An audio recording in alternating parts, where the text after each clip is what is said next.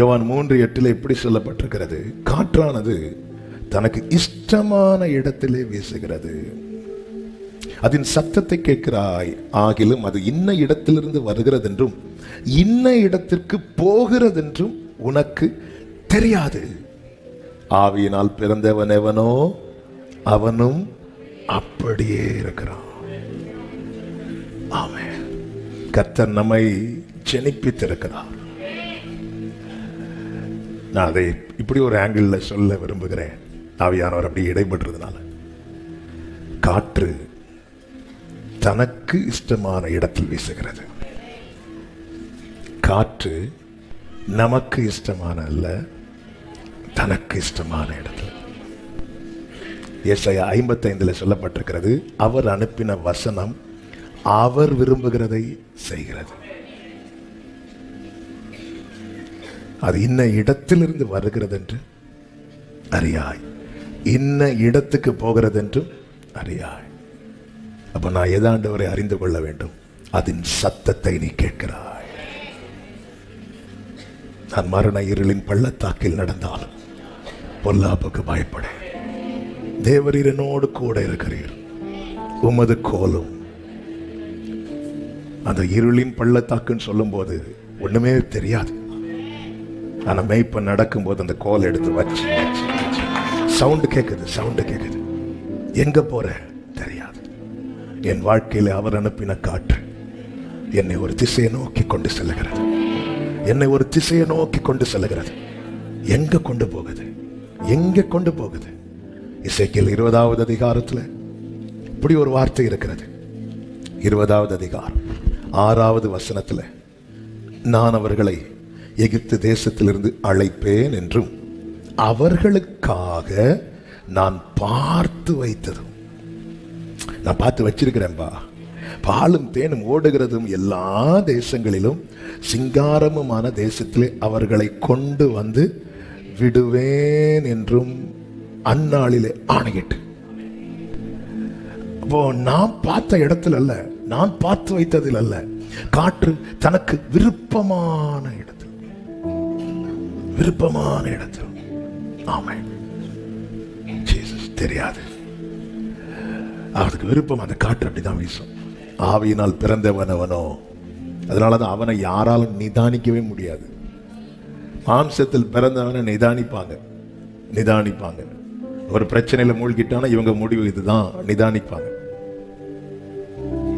ஆமென். ஆவிக்குரியவன தெரியாது, சத்தத்தை மட்டும் கேட்கிறான். தானியேலை தவிர, தானியேலை சிங்க கைவில தூக்கி போட்டாங்க. அடுத்த நாள் தானியேலுக்கு விரோதமா எழும்பின அத்தனை பேரையும் தூக்கி போட்டாங்க. ஆனால் தானியேலை தூக்கி போட்டு அடுத்த நாள் ராஜா வந்து நின்று தானியேலேன்னு கூப்பிட்டார். தானியேலுக்கு விரோதமா எழும்பினவங்களை தூக்கி போட்டாங்க. அடுத்த நாள் வந்து ராஜா கூப்பிட்டாரா? ஏன்னா தெரியும் அவங்க முடிவு. தானியேலின் முடிவு தெரியாது, ஏனென்றால் அவனுக்குள்ளே தேவ ஆவி இருக்கிறது. ஹல்லேலூயா. ராஜா வந்து கூப்பிடும்போது எல்லாரும் நினைச்சிருவாங்க இவருக்கு ஏதோ பைத்தியம். ஏன்னா நைட்டே கீதவாத்திய சத்தியங்கள் எல்லாம் ஸ்டாப் பண்ணிட்டார். கொயர் டீமுகள் லீவு போயிருங்கன்றார். தூங்காம இருந்து மனுஷனுக்கு ஏதோ ஆயிற்று. அடுத்த நாள் வந்து தானியேலே. மனுஷன் நினைக்கிறத மாதிரி அல்ல ஆவிக்குரிய அவனுடைய முடிவு. அவனுடைய முடிவை தீர்மானிக்கிறது அவரால் அனுப்பப்பட்ட காற்று. ஹல்லேலூயா, ஹல்லேலூயா, ஹல்லேலூயா, ஹல்லேலூயா. கர்த்தர் நம்மை மறுபடியும் பிறப்பித்திருக்கிறார், நம்மை ஜெனிப்பித்திருக்கிறார். வலது கரத்தை உயர்த்தி சொல்லுங்க, உங்க இஷ்டமானபடி என் வாழ்க்கையில வீசுங்கப்பா. எனக்கு அந்த சத்தம் மட்டும் கேட்டுட்டே இருக்கணும். எங்க கொண்டு போறீங்க தெரியாது. எங்க கொண்டு போறீங்க தெரியாது. அப்போ உனக்கு என்ன வேணும்? அந்த சத்தம் மட்டும் கேட்டுட்டே இருக்கணும்.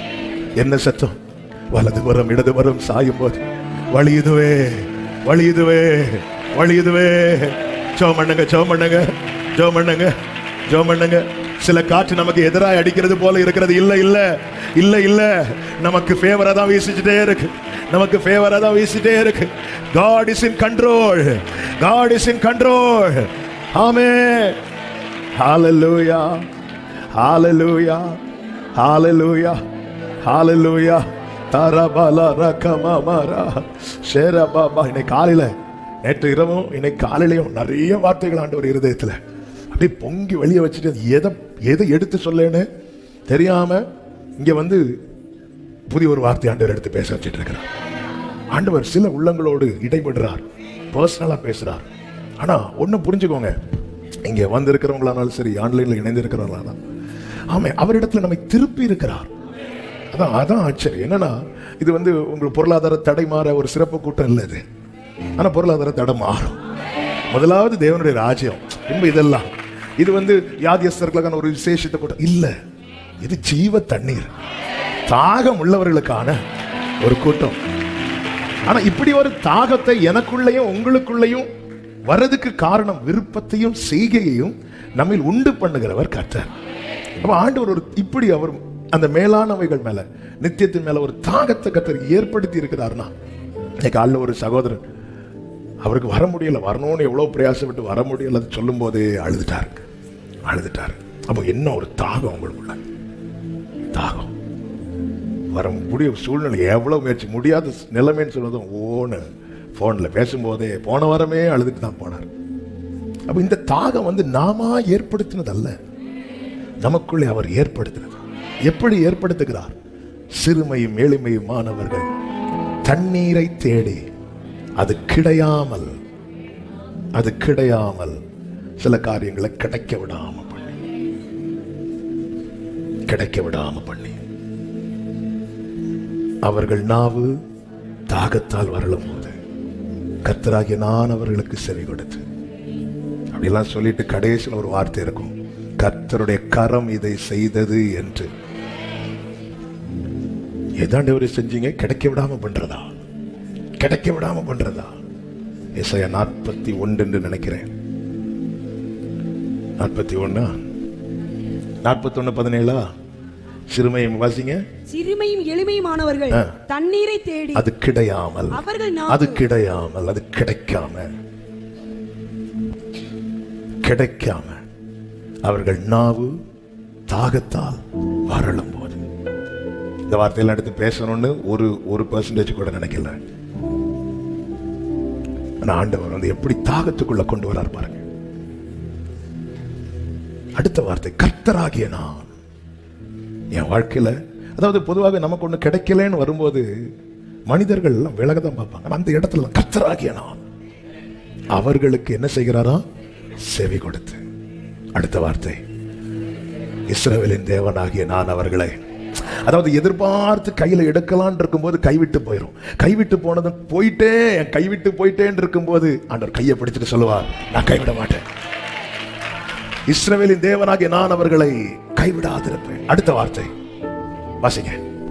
உயர்ந்த மேடுகளில் ஆறுகளையும் பள்ளத்தாக்குகளின் நடுவே ஊற்றுகளையும் திறந்து.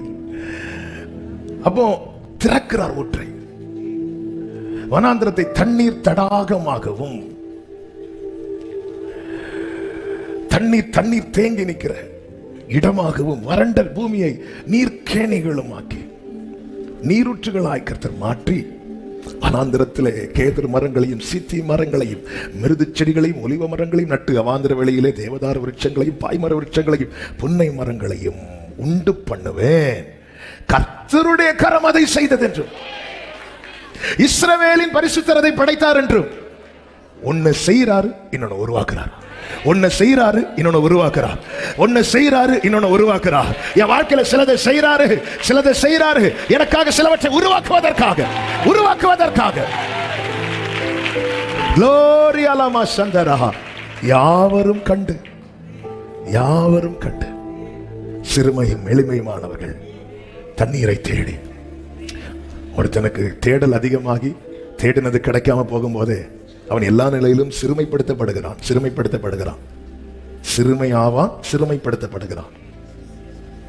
என் வாழ்க்கையில் ஆண்டவர் இந்த ஒரு நிலையில நான் சிறுமைப்படுத்தப்பட்டுட்டேனே, நான் சிறுமையாயிட்டேனே ஆண்டவரே, நிமிர்ந்து நிற்க வேண்டிய இடத்துல நான் சிறுமைப்பட்டுட்டேனே, நான் கைவிட மாட்டேன். ഞാൻ നിന്നെ കൈവിടുമോ ഒരു നാളും മറക്കുമോ? ഞാൻ നിന്നെ കൈവിടുമോ? ഒരു നാളും മറക്കുമോ?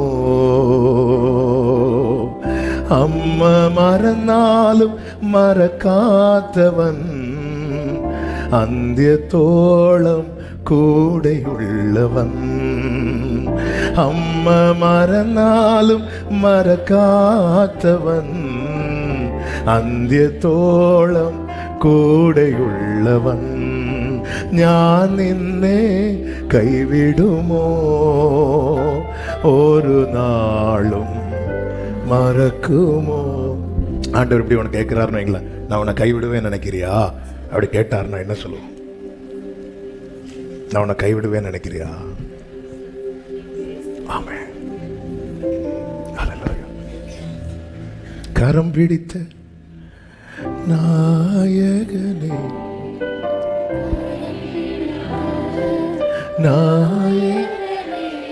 என்னை கைவிட, என்னை கை. வலது கரத்தை உயர்த்தி கண்களை ஏறெடுத்து இருதயத்திலிருந்து இந்த வார்த்தை சொல்லுங்க. கரம் பிடித்த,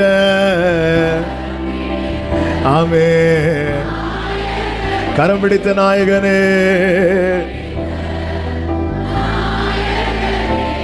என்னை கை, என்னை கை. சொல்லி பாடு. உம்மை போல புரிந்து கொள்ள யாரும் இல்லையே, யாரும் இல்லையே, யாரும் இல்லையே. சொல்லுங்க. நீர் போதும், நீர் போதும் என் வாழ்விலே, ஏசையா நீர் போதும், நீர் போதும், நீர் போதும் என் வாழ்விலே, நீங்க போதும் வா. ஹல்லேலூயா.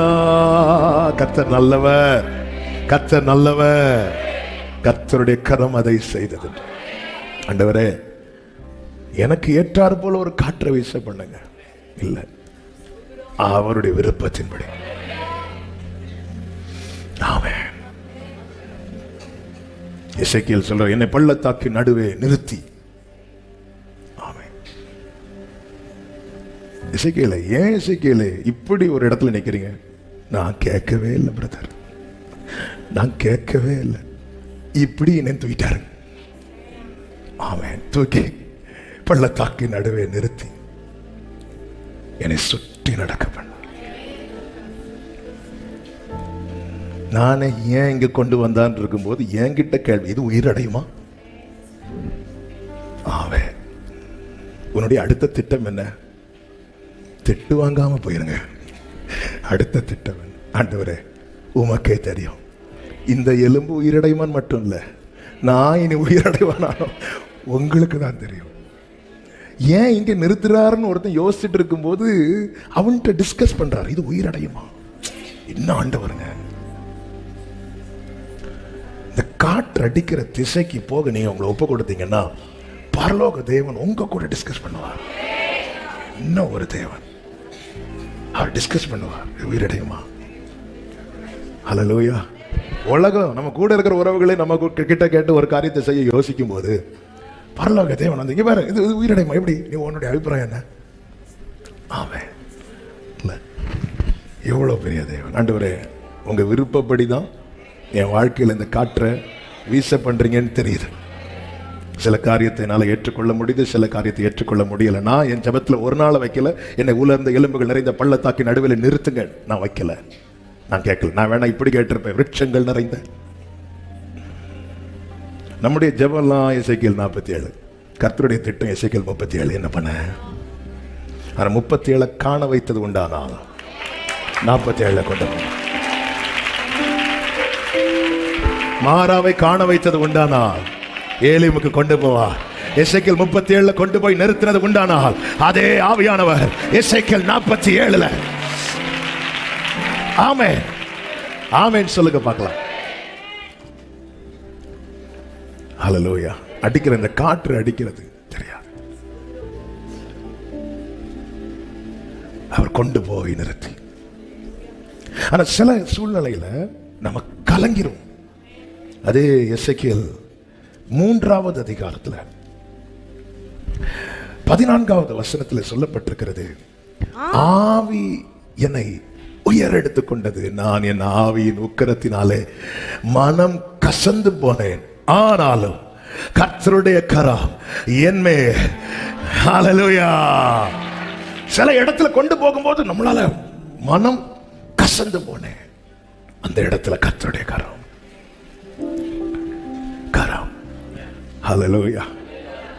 உங்க கரம் இருக்க எந்த பாதையையும் தாண்டிடு. மலரா எந்த ஆமென், எந்த பாதையையும் க்ளோரி, எந்த சூழ்நிலையும்.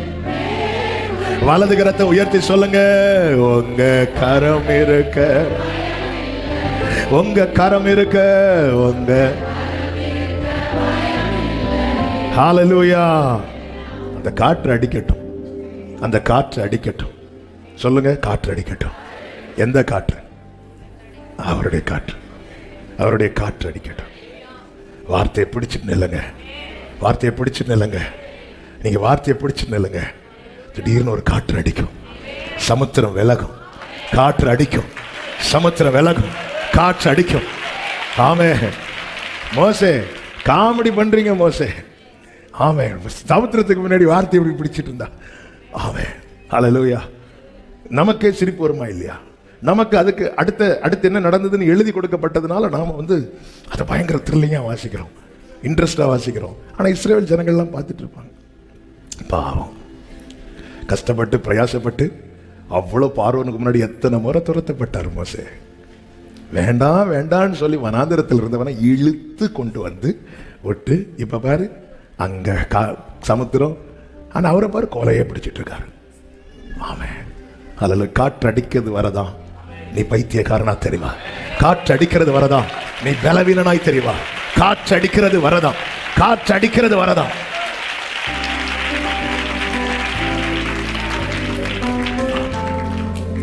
என் வாழ்க்கையில் ஒரு காற்றை கர்த்தர் வீச பண்ணி கொண்டிருக்க.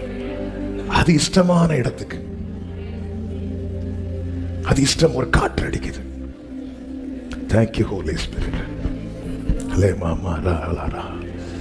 ஆமென். ஒரு காற்றை கர்த்தர் வீச பண்ண.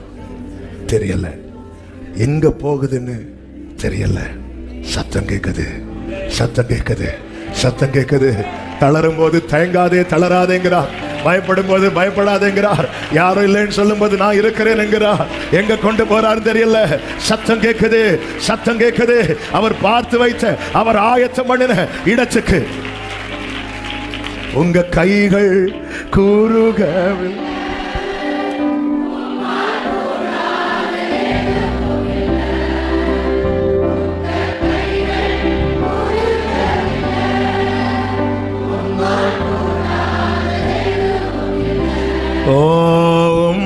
கூட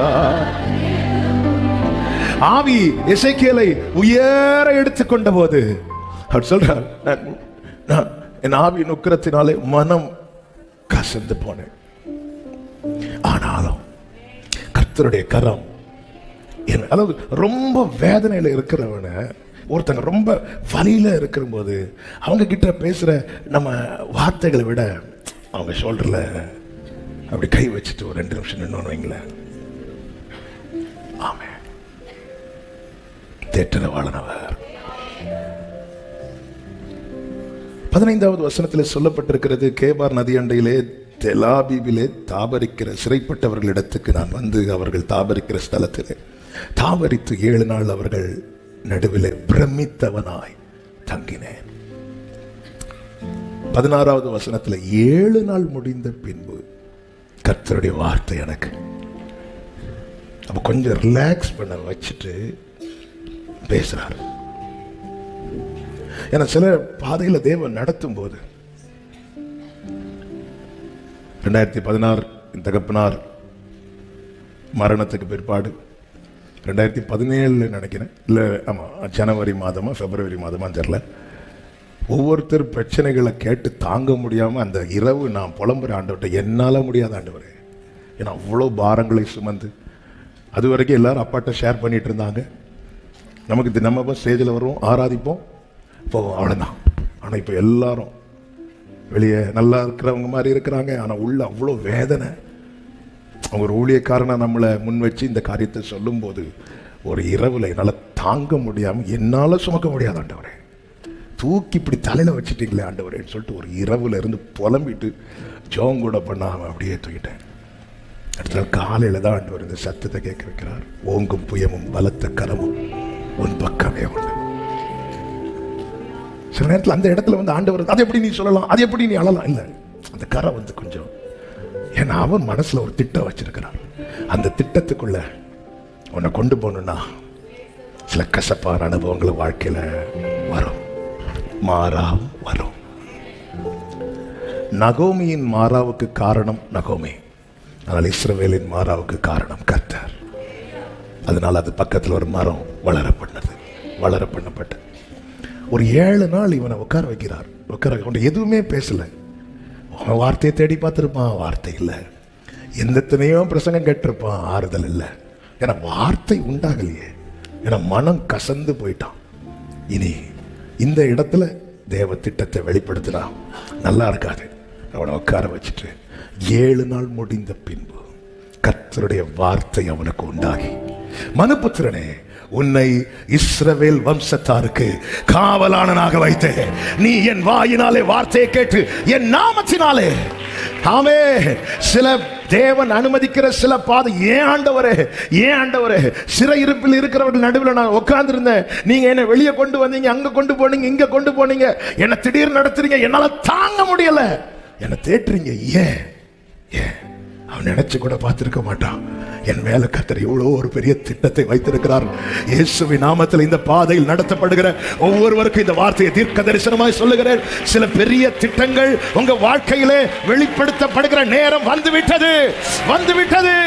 சில பெரிய திட்டங்கள், தேவ திட்டங்கள் உங்கள் வாழ்க்கையிலே வெளிப்படுத்தப்படுகிற வேளை. ஆமே. ஆண்டவர் அதை வெளிப்படுத்துகிற நேரம் வந்துவிட்டது. வெளிப்படுத்துகிற நேரம் 7 நாட்களுக்கு பின்பு ஆண்டவருக்கு தெரியும் எப்போ இதை இவன்ட்ட சொல்லணும். மீன் பிடித்து ஒன்னும் கிடைக்காம வலையை அலசிட்டு இருக்கிறவனை பார்த்து, உன்னை நான் மனுஷரை பிடிக்கிறவனை மாட்டுவேன்னு சொன்னாரா? இல்ல, அவனை தேற்றி, பேதுருவே உங்க வீட்டுல கொஞ்சம் இடம் கொடு, பேதுருவே வாங்க ஆண்டவரே, உட்காந்து வெறுமையான, யாரும் பார்க்க விரும்பாத, பிரயாசத்தின் பலனை காணாதவன் பேதுரு இரவு முழுவதும் பிரயாசப்பட்டான். இரவு ஃபுல்லா எல்லாரும் தூங்கிட்டு இருக்கும் போது இவன் பிரயாசப்படுறான். எல்லாரும் தூங்கிட்டு இருக்கும் போது பிரயாசப்படுறான். இவனுக்கு தூக்கம் கிடையாது. பிரயாசப்பட்டு ரிசல்ட்டை பார்க்கலாம்னு சொல்லும்போது ஒரு தோல்வியின் பாதை, அல்லது ஒரு கசப்பின் பாதை, அல்லது ஒரு வேதனையின் பாதையில் நடத்துறான்னா திட்டம் வெளிப்பட போகுதுன்னு அர்த்தம். பொழுது விடிந்த போது கர்த்தர் வந்து நிற்கிறார், கடற்கரையில் வந்து நிற்கிற திரளான ஜனங்கள் இயேசுவின் இடத்துல வந்தாங்க. இயேசுவின் பார்வை ஃபுல்லா பேதுருவின் போட்டு. திரளான ஜனங்கள் நைட்டு ஃபுல்லா தூங்கிட்டு காலையில் வர்றவங்க இருக்கிறாங்க. நைட்டு ஃபுல்லா பிரயாசப்பட்டு ஒன்றும் இல்லாமல் ஒரு சைடில் நின்று வலையை அலசிட்டு இருக்கிறான். அவனால இயேசுவின் இடத்தில் வரக்கூட முடியவில்லை. ஆமென். என் உலகம் என்ன சொல்லும் பாரு, சும்மா அவனுக்கு ஒன்றும் கிடைக்கல, வரல பாரு. என் வேதனை அறிந்து அகலுகிறவர் அல்ல, என் வேதனை அறிந்து என் பக்கத்தில் வருகிறவர். அவர் 2 படகுகளை கண்டு நேர கிட்ட வரார். போட்டை கொடுங்கிறார். எதுக்கு? அவருக்கு ப்ரீச் பண்ண. பேதுருவே முதல்ல போட்டை கொடு, முதல்ல ஒன்றை கொடுன்னு கேட்கல, உன் போட்டை கொடு. ஆமே. இந்த வெறுமையான போட்டையே என் ராஜ்யத்துக்காக என்னால் யூஸ் பண்ண முடியும்டா. ஒன்ன ஆண்டவர், நீ ஆழத்துக்கு கொண்டு போயாச்சு. வலையை போடு, எல்லாம் நிரம்பு. பார்த்துட்டியா? வா. எங்க ஆண்டவரே, உன்னை மனுஷரை பிடிக்கிறவனாக மாற்றுவேன். வாழ்க்கையில தேவன் அனுமதிக்கிற சில காரியங்கள், தேவன் அனுமதிக்கிற சில வேதனையான தருணங்கள், இந்த காற்று அடித்து அதனால இப்படிப்பட்ட சூழ்நிலை வருமானா புரிஞ்சுக்கோங்க, திட்டம் வெளிப்படுத்தப்படுகிற நேரம் வந்துவிட்டது. தேவசித்தம் நிறைவேற எனையும் ஒப்படைக்கின்றே. தேவ சத்தம் என் உள்ளம் பலமாக தோணிக்குதே. தேவ சித்தம் நிறைவேற எனையும் ஒப்படைக்கின்றே. தேவ சத்தம் என் உள்ளம் பலமாக. ஆமே, பொன்னை போல புடமிட்டாலும் பொன்னாக விளங்குவேன் என்றென்றுமே. பொன்னை போல பொன்னாக விளங்குவேன் என்றென்றுமே. திராணிக்குமே சோதித்திடா தாங்கிட பலன் தருவார். திராணிக்குமேல் தாங்கிட பலனளிப்பா. கைகளை உயர்த்தி முன்னறிந்து அழைத்தவரே முன்னின்று நலமுடன். ஆமென். அறிந்துதான் அழைச்சிருக்கிறார். அவர் முன்னாடி நின்று எல்லாத்தையும் நலமுடன் நடத்துவார். இப்ப சொல்லுங்க, சகலமோ நன்மைக்கென்றே சாட்சியாய் மொழி தேடுவார். இதெல்லாம் சாட்சியாக சகோதரா, இதெல்லாம் சாட்சியாக சகோதரி. சரபல ரதனரா. ஆமென். சாட்சியாய் மொழி தேடுவார். சோதனையை சகிப்பவனே சாந்தமும் பொறுமையும் உள்ளவனே. சோதனையை glory உள்ளவனே. ஜீவ கிரீடம் பெற்றிடுவார். ஜோதியாய் பிரகாசிப்பார். ஜீவ கிரீடம் ரிகமல துடரமம சிரே. சொல்லுவோமா? கஷ்டமெல்லாம் தலையும் ஒரு நாள். கஷ்டமெல்லாம் 7 நாளுக்கு பின்பு எசேக்கியேலுக்கு கர்த்தருடைய வார்த்தை உண்டானது போல, தேவ திட்டம் வெளிப்படுத்தப்பட்டது போல, கர்த்தர் சில காரியங்களை உங்கள் வாழ்க்கையிலே வெளிப்படுத்த போகிறார். ஆமென். ஹல்லேலூயா.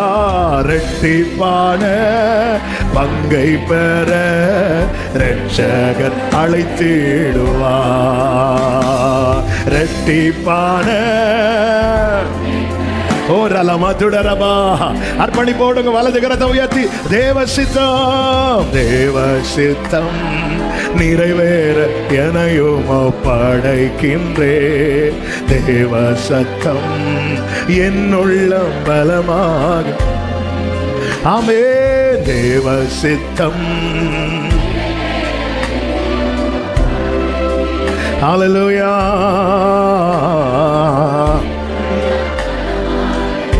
ஆமென். சொல்லுங்க பார்க்கலாம். ஹல்லேலூயா. ஆமென். ஒரே ஒரு வசனத்தை நம்ம கொஞ்ச நேரம் தியானித்து நம்ம கொஞ்ச நேரம் ஜெபம் பண்ண போறோம். அதுக்கு முன்னாடி ஒரு சில காரியங்களை மட்டும் அறிவிக்கிறேன். ஆமென். நான் அந்த ஃப்ளோ விட்டுறக்கூடாதுன்னு தான் அப்படியே வேடில் போயிட்டு இருந்தேன். ஆமென். கர்த்தர் நல்லவர். அநேக உள்ளங்களோடு இன்னைக்கு பேசணும்னு நினைச்சது இப்போ நான் பேச போறேன். ஆமென். இதுவரைக்கும் ஆவியானவர் சில உள்ளங்களுக்காக சில வார்த்தைகளை. ஆமென். இப்போ பேச போகிறது அவர் கொடுத்தது தான். தனியாக பேச விட்டால் ஒரு நிமிஷம் கூட நான் பேசுகிறத யாருக்கும் கேட்க முடியாது. நான் பேசுகிறது எனக்கே கேட்க முடியாது. ஆமென். சில சொல்லுவாங்க தெரியுமா, சில விளையாட்டுக்கு சொல்லுவாங்க, கூட்டம் ஜாஸ்தியாச்சுன்னா என்ன பாட விட்டால் போதும், கூட்டம் கலைஞ்சிரும். அப்படிதான் ஆவியானவர் இல்லைன்னா நான் பேசினா இந்த கூட்டம் எல்லாரும் எடுத்துக்கொள்ளப்படுவார்கள். ஒரு மீட்டிங்கில் அப்படி தான் ஒருத்தர் பேசிகிட்டு இருந்தார். எல்லாரும் போயிட்டாங்க, ஒரே ஒரு ஆள் மட்டும் இருந்துட்டு இருந்தாங்க. முடிச்சோன்னா, பரவாயில்ல தம்பி, நீயாவது இருக்கிறியே, உன்னை ஆண்டவர் ஆசீர்வதிப்பார் சொல்லும்போது அவர் சொன்னார், நான் போகாமல் எப்படி போக, இந்த சவுண்ட் சிஸ்டம்லாம் என்னுடையது, நான் இருந்து தான் ஆகணும். அப்படிப்பட்டவர்கள் வேண்டுமானால் நம்ம தனியாக பேசினா இருப்பாங்க. ஆமாம், அவர் பேசுகிறார். ஆமாம், வார்த்தையை பிடிச்சிக்கோங்க. நீங்கள் நிற்கிறது சமுத்திரத்துக்கு முன்னாடின்னு தெரியும். ஆனால் அவர் எதை பார்ப்பார்னா, நீ கையில் எதை பிடிச்சிட்டு இருக்கிற வார்த்தையை இப்படியே நீட்டிட்டு இப்படியே நிற்கிறான், இப்படியே நிற்கிறான், இப்படியே நிற்கிறான், இப்படி நிற்கிறான். நீ இப்படி நிற்கின மோசைக்கு கொஞ்சம் கை வலிச்சுது. ஆனா இப்படி நின்ன மோசைக்கு கை வலிக்க விட மாட்டார். ஏன்னா மோசே நீ என்ன நம்பி இந்த வார்த்தையை நீட்டிட்ட பாரு, உன் கை வலிக்கிறதுக்குள்ள அந்த காற்றை நான் அனுப்புறேன். இப்படி நின்ன மோசேக்கு ஏன் கை வலிச்சுன்னா, கொஞ்ச நேரம் கூட நில்லு, என்ன அவசரம் உனக்கு? ஆமென் ரேமா, கொஞ்ச நேரம் கூட நில்லு, என்ன அவசரம் உனக்கு? கொஞ்ச நேரம் கூட வலிக்குப்பா, நில்லு, என்ன அவசரம் உனக்கு? நில்லு. வீட்டுக்குள்ள இருக்கிறவர்கிட்ட அப்போ இருக்கு, தட்டுறான், எழும்பி கொடுக்குற. இப்ப தர முடியாது போ, அவன் தட்டிட்டே இருக்கிறான். இப்ப தர முடியாது, தட்டிட்டே இருக்கிறான். நீ தட்டுறது அவருக்கு பிடிச்சிருக்கு, ஏன் இதை புரிஞ்சுக்க மாட்டேங்கிற? நீ அவர் முன்னாடி இப்படி நிக்கிறது அவருக்கு பிடிச்சிருக்கு, ஏன் புரிஞ்சுக்க மாட்டேங்கிற? ஆனா உனக்கு ஒரு சத்தியத்தை நீ புரிஞ்சுக்கோ. நீ அதே கோலை எடுத்து ஒரு சமுத்திரத்துக்கு முன்னாடியோ ஒரு கண்மலைக்கு முன்னாடியோ நீ நீட்டினால் உனக்காக கிரியை நடக்கும். ஆமென் சொல்லுங்க பார்க்கலாம். இன்னொரு சத்தியம் இதுல இருக்கு. அவருக்கு முன்னாடி கோலை நிறைய நேரம் பிடிச்சிட்டு நிக்கிறவன் சமுத்திரத்துக்கு முன்னாடி நிறைய நேரம் பிடிச்சிட்டு நிக்க வேண்டி வராது. நம்ம பிரச்சனை என்னன்னா அங்க நிக்க மாட்டேங்கிறோம், அதனால இங்க நிறைய நேரம். ஆமென், உறுதிமொழி எடுக்கிறேன். அல்லேலூயா. அங்க நிறைய நேரம் அவன் ஆண்டவரே வலிக்கிற அளவுக்கு கண்மல் நான் கோலை பிடிச்சு நிக்கிறேன், கை கீழே போகுது, கை கீழே போகுது. உடனே ஆண்டவர் ஸ்டாப் பண்ணல, ஆரோனையும் ஊரையும் பக்கத்துல விட்டு. ஆமென், ஹல்லேலூயா, ஹல்லேலூயா. கர்த்தர் நல்லவர், கர்த்தர் நல்லவர், கர்த்தர் நல்லவர். ஆமென். நாளைக்கு நமக்கு இந்த ஃபைனல் டே ப்ரேயர். இன்னையோட இந்த ஆகஸ்ட் மாதம் முடியுது, எந்த நாள்னே தெரிய மாட்டேங்குது. ஆமென். நேற்று நைட்டு தான் ஞாபகம், நேற்று ஈவினிங் தான் ஞாபகம் வந்துச்சு, நாளை கழிச்சு வாக்குத்தத்த ஆராதனை உண்டு. ஆனால் ஆண்டவர் வார்த்தை ஏற்கனவே கொடுத்துட்டார். ஆமாம், காலை 5 மணிக்கு நமக்கு வாக்குத்தத்த ஆராதனை உண்டு, 5 முதல் 6 மணி வரை. காலை 10 மணிக்கு நமக்கு ப்ரேயர். ஆனால் நீங்கள் எவ்வளோ சீக்கிரம் வர்றீங்களோ அவ்வளோ உங்களுக்கு நல்லது. ஆமாம், கொஞ்சம் சீக்கிரம் வாங்க. தயவு செய்து ஒரு அன்பான வேண்டுகோள், இந்த பிள்ளைங்களை தயவு செய்து சேரில் உட்கார வைக்காதீங்க, நீங்கள் கீழே உட்கார வைங்க. நிறைய பேர் வராங்க, கீழே இருக்கிறாங்க, ரொம்ப அதனால் பெரியவங்க உட்காருங்க, பிள்ளைங்களை கீழே உட்கார வைங்க, இல்லைன்னா மடியில் உட்கார வைங்க. கர்த்தர் உங்களை ஆசீர்வதிப்பார். அதே போல் நீங்கள் வந்து உட்காந்ததுமே பக்கத்தில் பேக்கை தூக்கி வைக்காதீங்க. ஏன்னா சிலர் வந்துட்டு நம்ம என்ன நினைக்கிறோம், வரும்போது நம்ம பேக் எடுத்து அவங்கள உட்கார வச்சிடலான்னு. அப்போ அந்த டைம் நீங்கள் நல்ல ஆவியில் நிரம்பிட்டு இருக்கும்போது உங்களை யார் தட்டினாலுமே அவங்க பாவிகளாக தான் தெரிவார்கள். அந்த டைமில் அந்த தொந்தரவு வேண்டாம். நீங்கள் எல்லாம் சேருக்கு கீழே நீங்கள் பேக்கை வச்சுக்கோங்க, ப்ரேயர் பண்ணிக்கோங்க. நாளைக்கு சீக்கிரமாக வாங்க. ஆமாம், நாளைக்கு நம்ம ஃபைனல் டே ப்ரேயர்னால முடிச்சுட்டு ஒரு சின்ன ஒரு விருந்து கொண்டு, அதனால் காலையில் நீங்கள் ஐயோ சமைக்கணுமே எடுக்கணுமே, நீங்கள் சீக்கிரம் வாங்க. கீழேயும் அங்கே ஃபில் ஆகிட்டுன்னு மேக்ஸிமம் உள்ளே நிரப்ப பாருங்கள். நீங்கள் வரும்போதே ஃப்ரெண்ட்லேயே உட்கார பழகிட்டீங்கன்னா, இல்லைன்னா நீங்கள் ஒவ்வொரு தடவை உங்களை எழுப்பி விடுவாங்க. அதுபோல் அந்த வழிகளில் பால்கனிக்கு போகிற வழி, லிஃப்ட்லேருந்து அந்த பின்னாடியோட போகிற வழி, இந்த வழிகளில் ஆரம்பத்தில் சேர்ஸ் எதுவும் போட வேண்டாம். எல்லாம் முடிச்சுட்டு ஃபைனலாக அந்த பகுதியில் நீங்கள் சேர் போடும்படி கேட்டுக்கொள்கிறேன். நாளைக்கு நிறைய ஒர்க்கும் இருக்கிறதுனால சகோதரர்கள் தயவு செய்து, நாளைக்கு நிறைய காரியங்கள் செய்ய வேண்டி இருக்கிறதுனால இன்று மாலை ஒரு 5:30 மணிக்கு மேலே சகோதரர்கள் தயவாக இங்கே வரும்படி, நம்ம வாலண்டியராக நின்று செயல்பட விரும்புகிற சகோதரர்கள் தயவாக இன்று மாலை 5:30 மணிக்கு மேலே வரும்படியாக உங்களை நான் மிகவும் அன்புடன் கேட்டுக்கொள்கிறேன். கர்த்தர் உங்களை ஆசீர்வதிப்பாராக. கர்த்தருடைய நாமத்திற்கு மகிமை உண்டாவதாக. நாளைக்கு இரவு ஆண்கள் ஜெபம் கிடையாது. வெள்ளி இரவு நடைபெறுகிற ஆண்கள் ஜெபம் நாளை இரவு கிடையாது என்பதை தெரிவித்துக் கொள்கிறேன். கர்த்தருக்கு மாத்திரம் மகிமை உண்டாவதாக. ஒரே ஒரு வார்த்தையை நம்ம இப்பொழுது வாசித்து அதை வைத்து ஜெபிக்க போகிறோம். அப்போஸ்தலர் 2வது அதிகாரம் 1-2 வசனங்கள். பெந்தேகோஸ்தே என்னும் நாள் வந்தபோது அவர்கள் எல்லாரும் ஒருமனப்பட்டு ஓரிடத்தில் வந்திருந்தார்கள். அப்பொழுது எல்லாரும் சொல்லுங்க, அப்பொழுது சத்தமா சொல்லுங்க. பலத்த காற்று, வாசிங்க. பலத்த காற்று அடிக்கிற முழக்கம் போல வானத்திலிருந்து சடுதியாய், எல்லாரும் இந்த வார்த்தையை சொல்லுங்க பார்க்கலாம். சடுதியாய், சடுதியாய், சடுதியாய். ஆமென். ஒரு முழக்கம் உண்டாகி அவர்கள் உட்கார்ந்திருந்த வீடு முழுவதையும் நிரப்பிட்டு. ஆமென். சடுதியாய் ஆவியானவர் அவர் அசைவாடுகிறவர் என்று ஆதியாகமம் 1:2 பார்க்கிறோம்.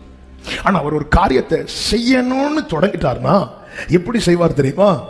சடுதியாய், சடுதியாய். ஹல்லேலூயா. சடுதியாய் செய்வார். பெந்தேகோஸ்தே நாள்ல தான் வருவேன் ஆண்டவர் சொல்லல. இவங்க வழக்கம் போல வராங்க, ஜெபம் பண்றாங்க, போறாங்க, வராங்க, ஜெபம் பண்றாங்க, போறாங்க, வராங்க, ஜெபம் பண்றாங்க, போறாங்க.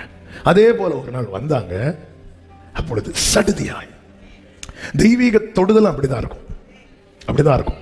சடுதியாய் சடுதியாய் அந்த சடுதியில இந்த காரியம் நடந்ததும் அடுத்த வசனத்துல பார்க்கிற 3வது வசனத்துல அல்லாமலும் அக்கினிமயமான நாவுகள் பிரிந்திருக்கும் நாவுகள் அவர்களுக்கு காணப்பட்டு அவர்கள் ஒவ்வொருவர் மேலும் வந்து அமர்ந்தது. அடுத்த வசனம், அவர்கள் எல்லாரும் பரிசுத்த ஆவியினாலே நிரப்பப்பட்டு ஆவியானவர் தங்களுக்கு தந்தருளின வரத்தின்படியே வெவ்வேறு பாஷைகளில் பேசத் தொடங்கினார்கள். 6வது வசனத்திலே சொல்லப்பட்டிருக்கிறது, அந்த சத்தம் உண்டான போது திரளான ஜனங்கள் கூடி வந்து தங்கள் தங்கள் பாஷையில் அவர்கள் பேசுகிறதை அவரவர் கேட்டபடியினாலே கலக்கம் அடைந்தார்கள். எல்லாரும் பிரமித்து ஆச்சரியப்பட்டார்கள். கலக்கம் வருது, ஆச்சரியம் வருது. ஒருத்த மேல பரிசுத்த ஆவியானவர் இறங்கும் போது சூழ்ந்திருக்கிறவர்களுக்குள்ளே நடக்கிற காரியங்கள். இது என் மேல ஆவியானவர் இறங்கினார், வந்தார், இருந்தார். ஆனா பக்கத்தில் இருக்கிறவங்களுக்கு இந்த நிறைவுக்காக தான் நம்ம கேட்கணும். சட்டதியாய் சூழ்ந்திருக்கிறவர்கள், அன்னைக்கு ரட்சிக்கப்பட்டது 3000 பேர், ரட்சிக்கப்பட்டவர்கள் மட்டும். அப்ப இன்னும் ஆயிரக்கணக்கான ஜனங்க இருக்கிறாங்க. மேல் வீட்டில் இருந்தது வெறும் 120 பேர். மைக்கு கிடையாது, ஒன்றும் கிடையாது. அப்போ பண்டிகை நாட்களில் எவ்வளவு சத்தம் எழுமோ அது நடுவில் இந்த 120 பேருடைய சத்தம் அவர்களை இழுத்திருக்கிறது என்றால் அது மாம்சத்தில் வெளிப்பட்டது அல்ல, சடுதியில் நடந்தது. சடுதியில் நடந்தது, சடுதியில். அதனாலதான் ஒரு தேவ பிள்ளை காத்திருக்கிறதுல சோர்ந்து போயிடக்கூடாது. ஆண்டவர் சொன்னார், எங்கேயும் போகாத தரித்திருந்தார். தரித்திரு. இன்னைக்கு கொஞ்சம், இன்னைக்கு பேதுருவை நிரப்புவோம், இன்னைக்கு பேதுரு யோவான் யாக்கோபு, நாளைக்கு என்ன நடக்கும்னே தெரியாது. அந்த கூட்டத்தில் நம்ம ஆளு உண்டு. யாருன்னா தோமா. அவர் இயேசு கூட இருக்கும் போதே வாங்க கூட போய் சாவோன்னு சொன்னாள். இயேசு உயிர் தெழுந்த போது அந்த கை வரல. ஆண்டவர் சரியான ஆளதான் நமக்கு அனுப்பி இருக்கிறார். இவன் பேதுரு ஜெபம் நடத்தும் போது ஒருவேளை முதல் நாள் 2 நாள்ல சொல்லியிருப்பார், என்ன பிரச்சனை உங்களுக்கு, அவர் தான் சொல்றாருன்னு சொல்லிட்டு கொஞ்சம் ஒரு மனப்பட்டு இவங்க என்ன நினைச்சிருப்பாங்க, நேற்று மாதிரி தான் இன்னைக்கும், நேற்று போலதான் இன்றும். சடுதியில அவர் செய்ய துவங்கிறதுக்கு வரதாங்க டைம். செய்ய தொடங்கிட்டார்னா ஒவ்வொன்றையும் செஞ்சுட்டே இருப்பார். ஆவியானவர் அசைவாடிக்கொண்டே இருந்தார், அசைவாடிக்கொண்டே இருந்தார், அசைவாடிக்கொண்டே இருந்தார், அசைவாடிக்கொண்டே இருந்தார். ஆழத்தில் இருந்த இருள் நினைச்சிருக்கோம், அவர் அப்படியே அசைவாடிட்டே இருப்பார், அவர் அப்படியே அசைவாடிட்டே இருப்பார். நம்ம அப்படியே இருந்துட்டே இருக்கலாம். செய்ய ஆரம்பிச்சார் பாருங்க. முதல் நாள் முடிஞ்சு, 2ஆம் நாள் முடிஞ்சு, 3ஆம் நாள் முடிஞ்சு, 4ஆம் நாள் முடிஞ்சு, 5ஆம் நாள் முடிஞ்சு, 6ஆம் நாள் முடிஞ்சு, வெறுமையை மாற்றிட்டார், ஒழுங்கின்மையை மாற்றிட்டார். ஆண்டவர் அசைவாடுகிறவர். அவர் செய்ய துவங்கினா சடுதியிலே செய்வார். ஆமென் சொல்லுங்க பார்க்கலாம். நான் விசுவாசிக்கிறேன், இன்னைக்கு சடுதியில ஒரு காற்றை கர்த்தர் அனுப்ப போகிறார். நியாயாதிபதிகள் 14வது அதிகாரம் 5-6 வசனங்களில் இப்படி சொல்லப்பட்டிருக்கிறது. அப்படியே சிம்சோனும் அவன் தாயும் தகப்பனும் திம்னாத்துக்கு போக புறப்பட்டார்கள். அவர்கள் திம்னாத் ஊர் திராட்சை தோட்டங்கள் மட்டும் வந்தபோது இதோ கர்ச்சிக்கிற பாலசிங்கம் ஒன்று அவனுக்கு எதிராக வந்தது.